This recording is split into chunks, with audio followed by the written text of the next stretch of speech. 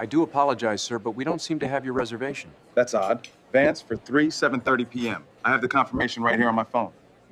Computer systems, they can be temperamental. I'm afraid we're fully committed for the evening. Those 4 tables by the window are empty. Are they temperamental as well? Sir, I'm not going to argue with you. Perhaps another establishment would be more suitable for you. More suitable for whom exactly, Gerald? This exchange wasn't recorded on a police body cam. It didn't happen on the side of a highway under flashing red and blue lights. It unfolded under the warm, muted glow of crystal chandeliers in one of Chicago's most prestigious restaurants. The recording was made on a simple smartphone by another diner who sensed they were about to witness not just bad service, but something far uglier. This is a story not about a traffic violation, but a violation of basic human dignity. And it's about how one night of prejudice-fueled arrogance destroyed a career that was decades in the making. The man so confidently denying a family, their table was named Gerald Fleming. At 58 years old, he was the general manager of Ch.0, a jewel in the crown of Chicago's fine dining scene. Fleming had been in the hospitality industry for 35 years, and those 35 years told a story that the restaurant's owners chose to ignore.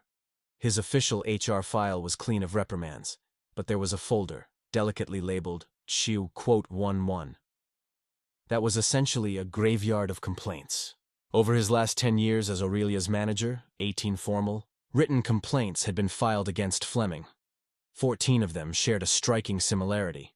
They all came from affluent, well-dressed people of color who were, under various pretexts, either denied service or seated at the worst tables in the house.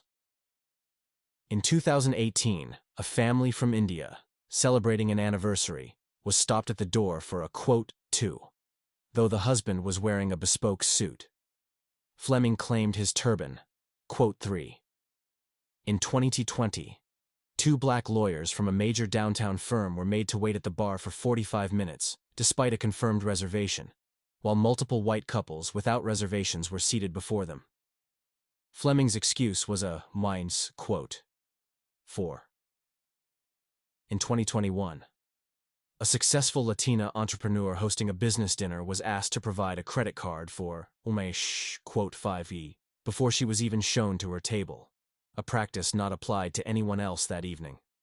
Every complaint ended the same way: a polite apology letter from the corporate office, a $100 gift certificate, and a verbal assurance that Mr. Fleming would receive 4-star quote 6.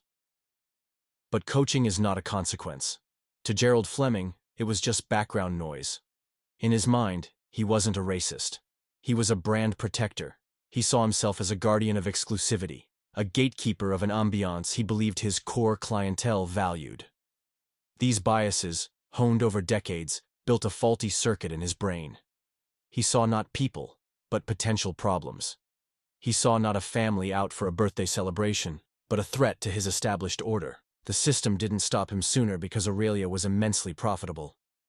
The numbers in the profit and loss statements were louder than the quiet, dignified complaints of those he had humiliated. Do you think companies that ignore repeated discrimination complaints against their managers should be held just as legally responsible as the managers themselves? Drop your answer below. Now, let's meet the man to whom Gerald Fleming just suggested finding a quote 9 place. His name is Julian Vance. He is 44 years old, and his profession is to make or break the reputations of places like Aurelia with a single stroke of his pen. Julian Vance wasn't just any diner. He was the lead restaurant critic for the Chicago Tribune, a 2-time winner of the James Beard Award, the Oscars of the culinary world. Julian Vance had spent 20 years earning the right to sit at any table in any restaurant. He wasn't born with a silver spoon in his mouth. He learned how to grade them. A graduate of the Culinary Institute of America, he started at the very bottom, peeling potatoes, working the line, standing for 14-hour shifts in the blazing heat of kitchens in New York and Paris. He knew the smell of cheap oil and expensive truffles. He knew the difference between true hospitality and the false, condescending politeness he was now receiving. His reviews were known for their brutal honesty and poetic precision. He could tell if a sauce had been rushed or if it had simmered for the requisite 8 hours. Chefs feared him. Restaurateurs fawned over him. Colleagues called him she, quote 10, for his ability to discern the faintest notes of flavor. But to himself, he was just a writer who loved food. He had broken through systemic barriers in a world of high gastronomy where black critics could be counted on one hand. He commanded respect, not through connections, but through impeccable work and talent. And tonight, he wasn't a critic. He was a father, taking his wife, Elena, and his 10-year-old daughter, Maya, to a 2-Michelin-star restaurant to celebrate her birthday. The scene was meticulously set. Aurelia, located in Chicago's affluent River North neighborhood, was the epitome of luxury. Commercial rent in the area easily topped $20,000 a month. It was a Saturday night, 7:30 p.m., on October 15th. The air was cool and crisp, carrying the scent of impending autumn and the nearby Chicago River. Inside, the atmosphere was one of calculated perfection. The smell of seared sage and truffle butter mingled with expensive perfume.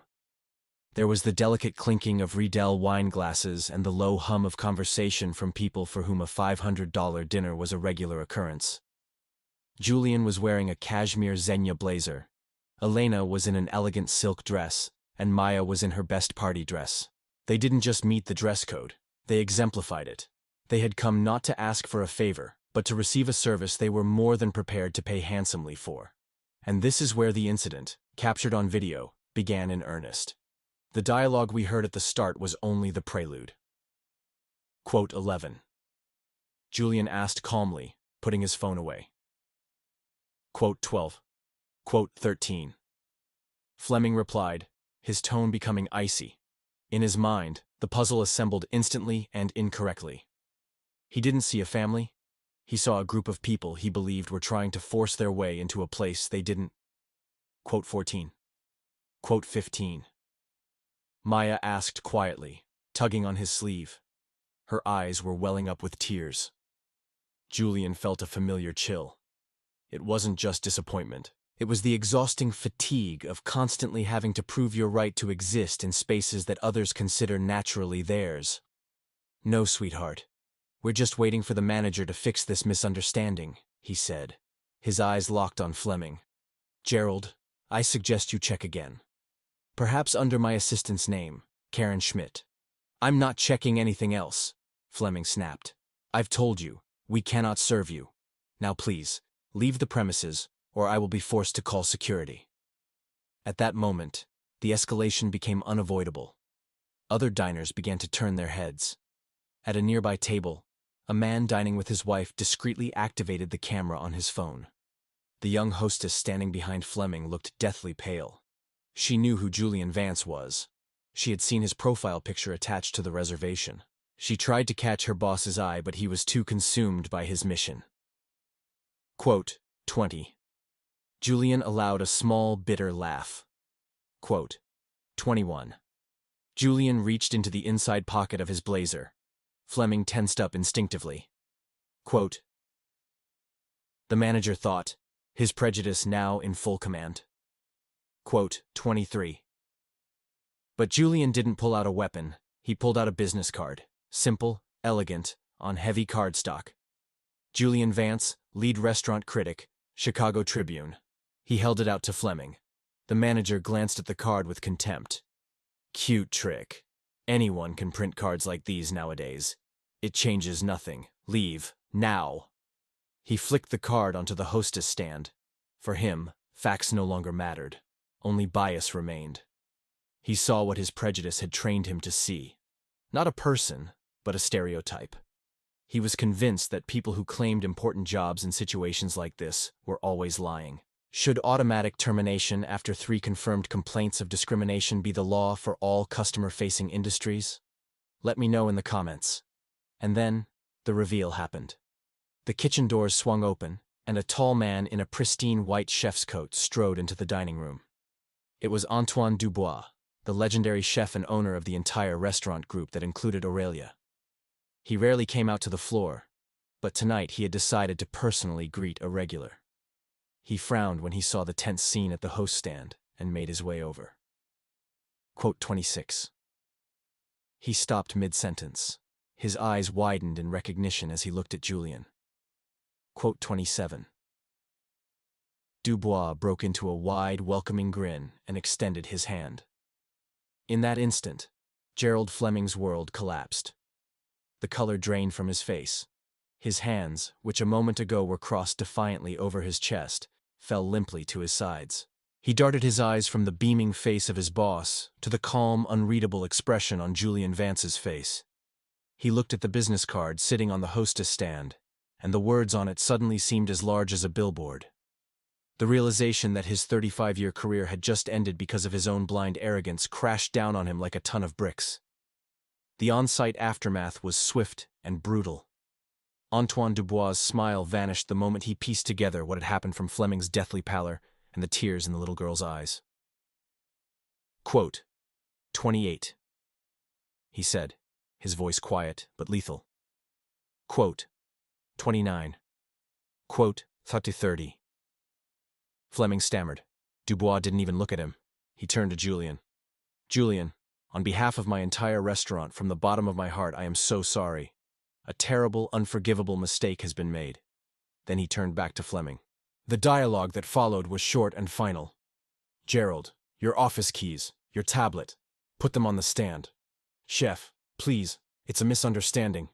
You turned away Julian Vance on his daughter's birthday. You humiliated his family in a full dining room. Keys, tablet. Now, you're fired. Get out of my restaurant. Shaking, Fleming complied. The man who had been filming walked over to Dubois. Sir, I have the whole thing recorded. Every word. Thank you. Please send that to me. And your dinner tonight is on the house. Dubois personally escorted the Vance family to the best table in the restaurant.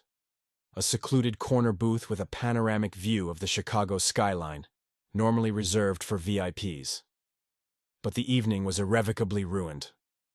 The public backlash was a tsunami. By 11 p.m. that night, the video, posted to Twitter, had 500,000 views. By the next morning, 4 million. The hashtags Dining While Black and ViraliaGate were trending nationally. Eater Chicago published a detailed article at 8 a.m. By noon, the Chicago Tribune, Julian's own paper, had released a statement supporting him, calling the incident, quote, 37. The NAACP demanded a full investigation into the hiring and service practices of the entire Dubois restaurant group. Thousands of one-star reviews flooded Yelp and Google Maps, crashing Aurelia's rating from a 4.8 to a 1.2 in 24 hours. Legal action followed swiftly. A week later, Julian Vance filed a lawsuit against the parent company, Dubois Restaurant Group, and against Gerald Fleming personally. The suit alleged racial discrimination in violation of the Civil Rights Act of 1964 and intentional infliction of emotional distress. The lawsuit sought $2,500,000 in damages. Realizing they stood no chance in court with video evidence and a history of prior complaints, Dubois' lawyers immediately moved to settle. Negotiations lasted 8 months. The final settlement amount was $1,500,000. Julian Vance announced that $1.5 million of that sum would be donated to a foundation establishing scholarships for young chefs and restaurateurs from minority backgrounds. The reckoning for Gerald Fleming was total. His termination letter, which was later leaked to the press, stated, quote, 38. The managers' guild he belonged to refused to appeal his firing after viewing the video. He was effectively blacklisted from the industry. No respectable restaurant in the country would hire him.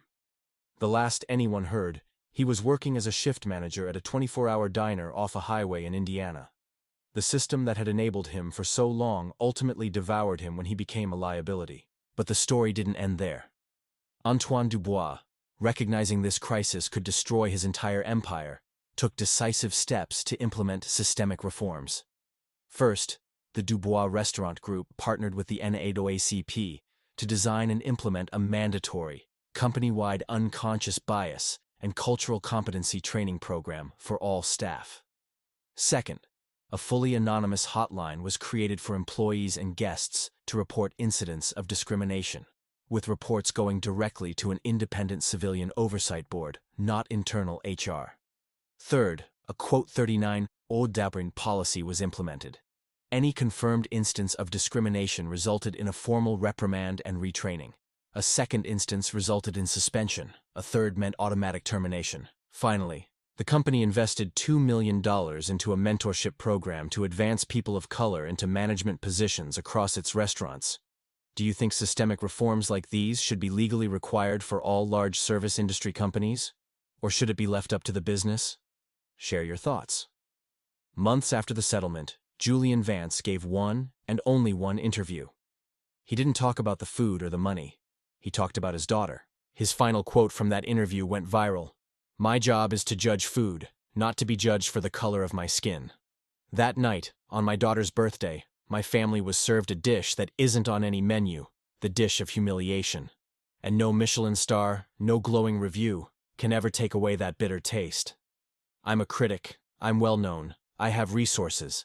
And if this could happen to me, in one of the country's top restaurants, what is happening every single day to everyone else who doesn't have my voice? This wasn't just a story about one arrogant manager and one famous critic. It's a story about the systemic rot that allows prejudice to hide behind the veil of exclusivity and brand protection. It's about a culture that taught Gerald Fleming to see a black family as a threat, instead of as honored guests. The system that ignored 14 warning signs over 10 years didn't just fail. It operated exactly as it was designed to, protecting profits and the status quo, until it ran up against a force it couldn't dismiss. Justice, in this case, wasn't just that a bad actor was punished. It's that his actions forced real change that might just protect someone else's family in the future. If you believe these stories need to be told to stop them from happening again, hit that subscribe button and turn on notifications. Every subscriber is another voice demanding justice and dignity for all.